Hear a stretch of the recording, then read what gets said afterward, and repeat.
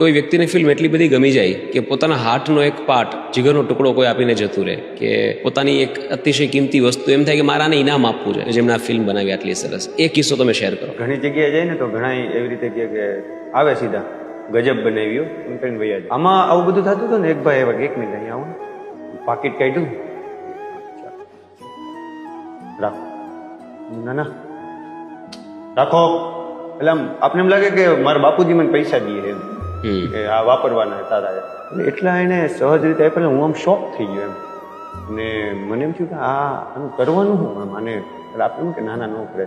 તો આમ મેં જોયું દ્રશ્ય, એટલે તમને આમ કે એની છોકરી છે નાની, એના બાજુ એના વાઈફ ઊભા છે, બધા એકદમ આમ શાંત જોઈ રહ્યા છે.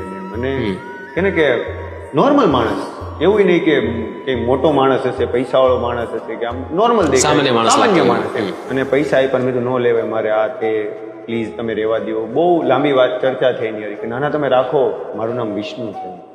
હું થોડીક શોક થઈ ગયો. 1 મિનિટ આ લઈ લઉં, પછી એવું હશે ને તો મેં પછીનો નંબર ને એવું બધું લીધું, મેં સેવ રાખ્યો છે. એ માણસને હું યાદ કરીશ, મળીશ, પછી હું તમને મેં પછી આપી દઈશ ને એવી રીતે. પછી મેં પૈસા મૂકી દીધા ઘરમાં.